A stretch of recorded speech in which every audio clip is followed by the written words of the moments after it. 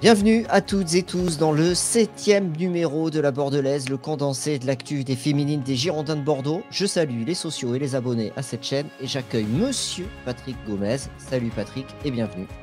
Salut Nico et bonjour, bonsoir à tous ceux qui nous regardent et qui aiment l'équipe féminine. Tu salues pas les Gomésiens? Le courant gomésien, je l'abandonne un peu en ce moment, il y a moins d'actualité, il y a moins de courant gomésien. Il est en trêve. Il est en sommeil, voilà. Il est en sommeil.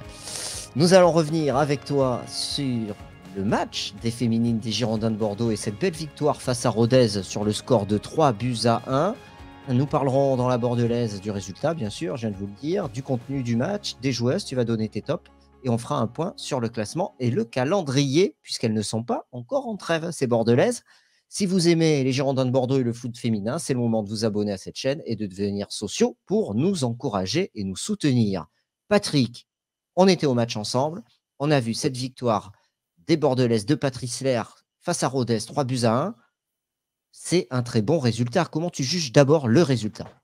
Le résultat, il est excellent. Mathématiquement, ça nous fait beaucoup de bien, sachant qu'il y avait déjà eu une victoire à Soyaux qui pouvait être un concurrent direct pour le maintien, même s'il n'est pas encore acquis. Donc, une deuxième victoire consécutive. Je n'ai pas les dates, mais ça fait un petit moment que ça ne nous était pas arrivé. Et effectivement, tout est bon à prendre. Et là, on a vu en plus un très, très bon match de football.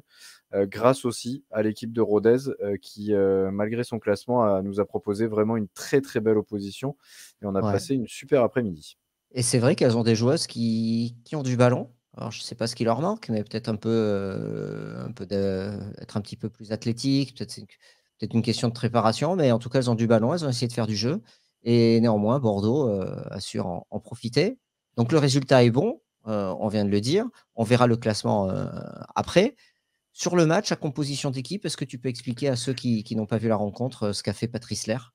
Ouais, j'avais l'impression en début de match qu'on allait évoluer en 4-3-3 puisque bon, défensivement, il a pas changé grand-chose puisque Marion Elewin était suspendu, donc c'est toujours Mylène Chavaz dans les buts avec la blessure de Justine Leron.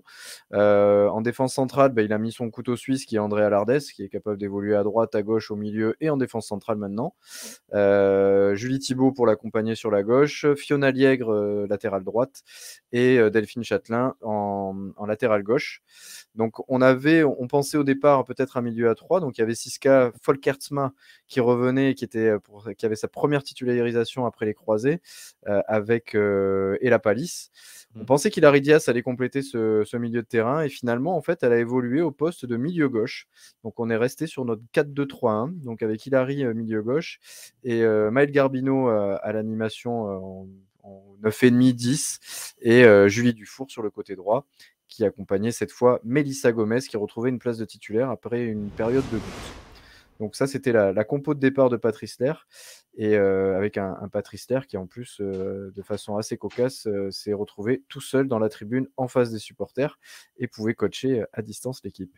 Oui, parce qu'on rappelle, il est interdit de banc pendant 8 matchs. Alors, il reste maintenant plus que 6 matchs. Il en a déjà purgé 2 à Soyaux et face à Rodez ce samedi. Et c'est lui qui décide où il se met. Il a interdiction de terrain de vestiaire, donc il peut se mettre dans n'importe quelle tribune. Et il était dans la tribune en face qui n'était pas ouverte, où il y avait les éléments pour diffuser le match à la télé sur Canal.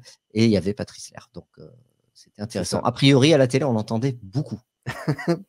Déjà que quand il n'est pas à côté des caméras, on l'entend. Donc là, je pense que les 2 commentateurs et les 2 caméramans les 2 caméramans plutôt ont dû se régaler.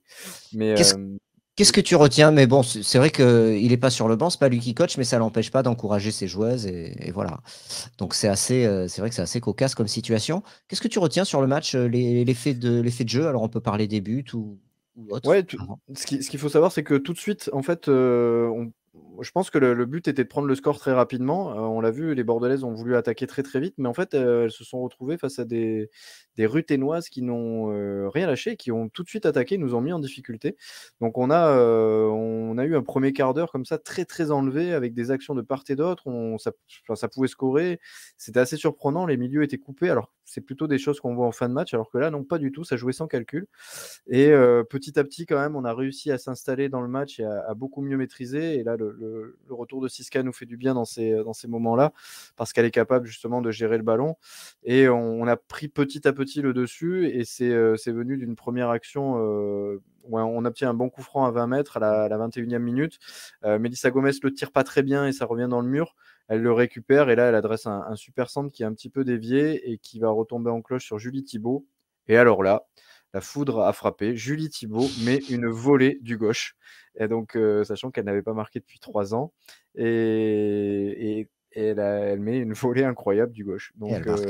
elle marque, ouais. Donc, personne s'y attendait, même ses coéquipières. Mais c'est en tout cas un très bon moment parce qu'on l'attendait depuis longtemps. Elle le mérite. C'est une super joueuse avec une super mentalité. Et voilà. Donc Julie Thibault ouvre le score. 1-0 Ça pour fait Bordeaux. ça fait voilà, 1-0 pour Bordeaux, ça fait du bien. On sent que là, elles sont en train de se lâcher petit à petit. On continue à avoir une belle maîtrise au milieu, à plutôt, être efficace devant, toujours un peu de flottement parfois derrière, mais lié encore une fois aux joueuses de Rodez qui ont très bien appréhendé le match. Et là, il y a, encore une très, très belle action de Hilary Diaz notamment qui vient au pressing sur le côté et qui contre un ballon qui paraît anodin. Ça revient sur, Melissa Gomez et là, je vous laisserai regarder l'action, sur les vidéos. Elle met un magnifique extérieur du pied pour, Maëlle Garbino, qui se présente devant la gardienne de Rodez et qui la fusille en fait, sous la barre et Ouais, c'est le but frappe du 2-0. puissante. Frappe puissante, en Réussit son sachant que face-à-face. ouais, elle a pas hésité, elle a pris un énorme volume de jeu, Maëlle.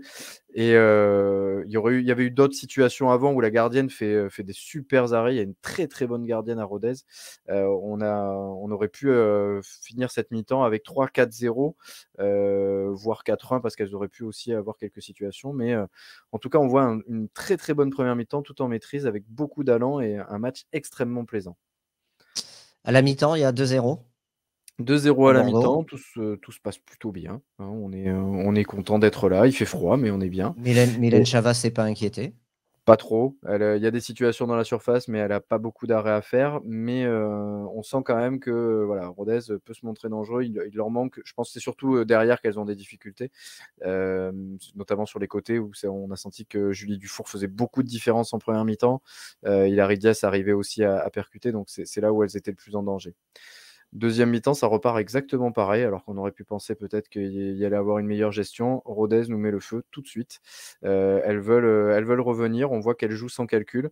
Et pourtant, ça va être, il va y avoir l'entrée de Jelena Karlisic à la 53e minute à la place d'Hilary Diaz, qui avait beaucoup donné et qui n'avait pas eu beaucoup. Je crois que c'était sa première titularisation aussi. Donc, elle va tout de suite apporter du punch sur son côté avec une belle technique et elle va servir là aussi, à la 53e minute, Melissa Gomez, plein axe, une superbe ouverture. Elle se présente seule face à la gardienne. Elle lui fait une petite feinte qui couche la gardienne. Et elle n'a plus qu'à finir tranquillement dans Pas le du but pied. vide. Voilà, donc Melissa Gomez, 2 passes décisives, un but à la 59e minute de jeu. C'est entièrement mérité. Elle a eu une grosse activité, beaucoup d'abattage. Elle est revenue dans le milieu, elle a pesé, elle a eu 2-3 situations où Son elle pouvait meilleur marquer match encore. peut-être. On parlera peut-être dans les tops tout à Ouais. l'heure. Bon, on va pas, mais un très, très bon match, ouais.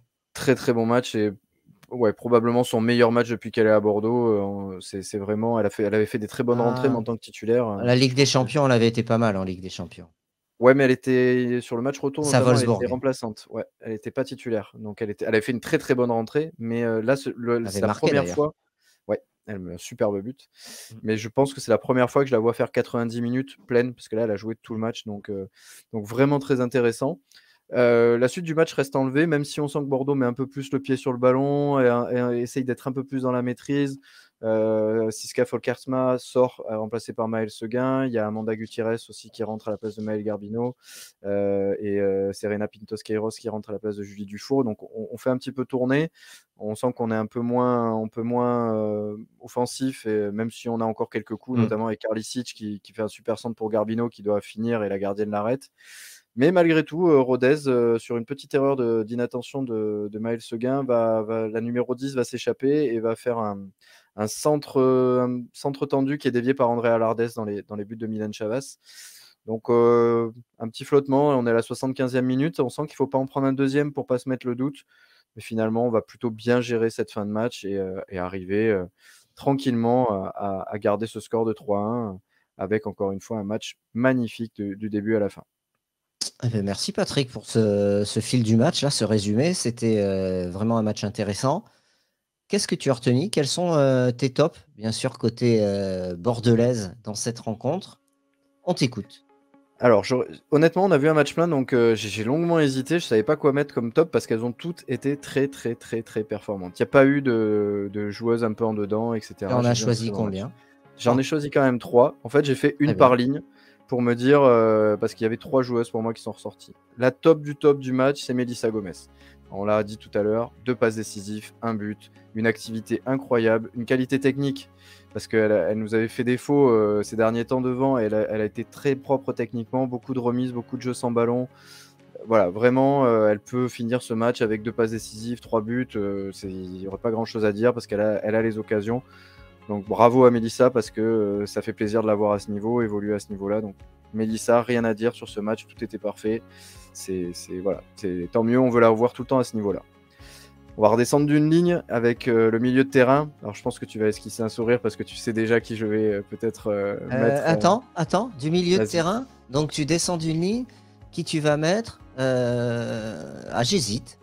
J'hésite. Elles peuvent tous y être. Hilary Diaz. Non, j'ai pas mis Hilary Diaz. Siska Folkertsma. Non, Exactement. je sais pas si je prononce bien la hollandaise. Siska Folkertsma. Folkertsma. Siska Pardon. parce que c'était son retour après quasiment 8 mois T'es d'absence. généreux, mais, Ouais. mais elle est montée en puissance pendant tout le match. Je te laisse. Exactement. Non, mais c'est exactement ça. En fait, c'est plus, c'est parce que sur le match, c'est peut-être pas le top du match dans le sens où elle peut faire mieux, mais après 8 mois d'absence, le match qu'elle a joué, parce qu'elle a été très très forte dans l'impact physique, techniquement. Alors on rigole et tous ceux qui sont autour de nous en tribune savent que moi j'arrête pas de dire et on est d'accord, Nico, avec son numéro 8, elle nous rappelle Yohan Mikou dans ses prises de balles, dans son intelligence de jeu. Oui, et pourquoi? Parce qu'elle a le numéro 8, mais aussi parce qu'elle a le dos très droit quand elle dans sa démarche. Et Yohan Mikou avait le dos très droit comme ça. Il faudrait revoir les images. Mais c'est assez incroyable là. Alors bien sûr, nous on est supporters des Girondins, on fait cette association d'idées. Mais c'est assez incroyable les similitudes qu'il y a et elle joue au milieu. J'espère poursuivre. Non, mais c'est ça. C'est une justesse. Enfin, elle perd pas de ballon, elle en récupère, elle joue propre, elle joue de l'avant. Enfin voilà, si vous aimez le milieu de terrain, enfin, je sais que voilà, c'est les joueuses qui plaisent à Philippe par exemple. C'est des joueuses non seulement élégantes, mais en plus techniques, qui perdent pas de ballon. Enfin, tout est juste, tout est bien fait. C'est-à-dire que toi, quand tu vois en tribune un truc, tu te dis ah, faudrait qu'elle la mette à droite, mais en fait, elle a déjà mis à droite. Elle sait déjà comment il faut faire. Voilà, moi je me régale à voir ce genre de joueuse. Donc c'est un coup de cœur et un top parce qu'elle a en plus été très performante, comme toutes les autres joueuses, mais elle a été très performante. Je te laisse poursuivre. Elle est montée en puissance dans le match. Ah ouais, c'est vrai qu'elle a eu le temps, mais elle manque de rythme. Elle n'a pas joué depuis un an. Donc, c'est ça. Elle manque de rythme. Mais ça va être très intéressant pour le prochain match dont on va parler tout à l'heure. Ça va être un atout pour Bordeaux. Ça, c'est sûr. Exactement. Et mon dernier top, c'est Julie Thibault. Qui est en défense. À l'Ardèze encore. Non, parce que sinon on la met tout le temps. Après, elle va prendre la grosse tête. Non. Mais non, Julie, parce que c'est son but. Déjà, elle a fait un super match. Elle a été très performante dans l'agressivité. Moi, j'aime bien aussi ce qu'elle apporte dans l'impact. Mais surtout, elle a marqué, quoi. Donc, alors moi, je croyais que c'était son premier but sous les couleurs girondines. C'est pas le cas. Elle avait marqué contre Dijon. Et c'était à Milan Chavas qu'elle avait mis un but d'ailleurs. Donc c'était un petit clin d'œil. Mais voilà, son but volé pied gauche, pour en avoir parlé avec certaines joueuses sur les réseaux, bon, personne l'a vu venir. Donc, et comme nous a dit Patrice, elle était déjà intenable avant d'avoir mis son but. Donc là, elle va l'être encore plus et ça va être un régal parce que Julie, c'est une vraie personnalité. Et voilà, je suis hyper content qu'elle ait marqué. Et en plus, elle a fait un très bon match. Donc top. Mais après, voilà, on aurait pu mettre Fiona Liègre, on aurait pu mettre Delphine Châtelain, on aurait pu mettre Ella Palis, on aurait pu mettre tout le monde. Maëlle Garbino qui en a 7 buts. Enfin, voilà, il n'y avait pas de joueuse en dessous sur ce match. Eh bien, merci Patrick pour ces tops. Je rappelle que Julie Thibault est un des éléments essentiels de la défense bordelaise cette saison. C'est une joueuse qui, si vous ne l'avez jamais jouée, qui apporte pas mal d'impact physique par rapport à d'autres joueuses qui ont des qualités différentes dans l'anticipation. Elle, en plus d'anticiper, elle apporte surtout beaucoup d'impact. Et elle est assez athlétique comme joueuse. Donc voilà. Donc, c'était une petite précision pour ceux qui ne connaissent pas l'équipe féminine. Et donc, aller voir jouer l'équipe féminine, ça permet aussi de découvrir des profils de joueuses différents. C'est comme chez les garçons, si on peut comparer, il y a vraiment des profils de joueuses différents et c'est vraiment très intéressant. Les tops, on les a vus. Maintenant, projetons-nous sur le classement. Et là, on voit que c'est une superbe opération. Ça va s'afficher sur votre écran, puisque Bordeaux est 6e avec 15 points. Ouais. À égalité de points avec Fleury, le prochain adversaire des Marinés Blancs, vendredi à 18h. Exactement. Alors bon, l'horaire est un peu particulier, mais c'est vendredi à 18h. Fleury, qui l'année dernière avait déjà fait une très très bonne saison. Alors, je ne sais plus si elles finissent 4e ou 5e, mais attention, c'est une belle équipe. On joue plus sur leur synthétique tout pourri. Elles finissent 4e la saison dernière. Elles finissent 4e, tu vois. Donc, elles font une très très belle saison. Elles sont un peu sur la même lancée, hein, parce qu'il y a Fleury qui est 5e, il y a aussi Montpellier qui est 4e à un seul petit point. 16 points. Et c'est vrai que là, tu peux sentir une grosse opération si Bordeaux arrive à gagner.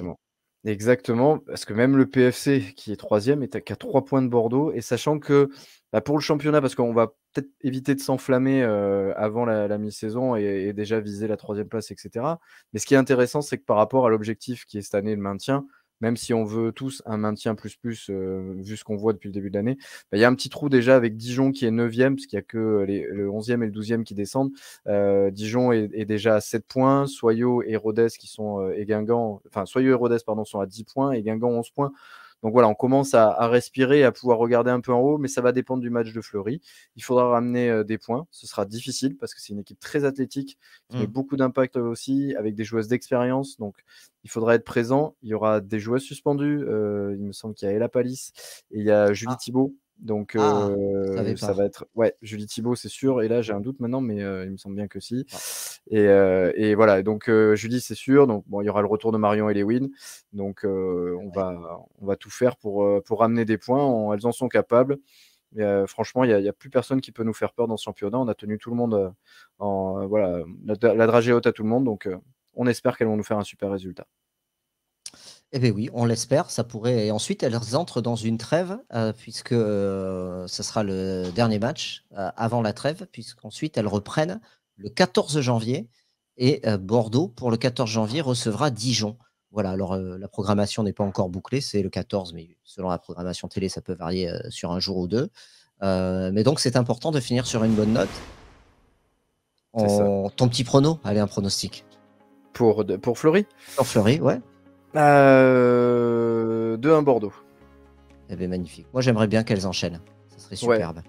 Franchement, vu la mentalité de cette équipe et vu tout ce qui se passe autour, vu l'adhésion qu'il y a du staff, il y a quelque chose de positif qui est en train de se lancer là, même au sein de la direction, même au sein du club. J'ai beaucoup râlé, j'ai beaucoup alerté sur ce qui se passait sur la section féminine. Là, voilà, il y a un petit truc qui est en train de se faire et je pense que ça peut être quelque chose de sympa et de déclencheur pour la suite. Et juste une dernière précision sur ces matchs, Montpellier, donc, qui est aussi à 1 point devant Bordeaux, ira se déplacer au Havre. Et Montpellier, le week-end dernier, a affronté Fleury. Ils ont fait match nul 1 partout. Et le Havre, lui, a perdu face à Reims. Donc, tout est possible.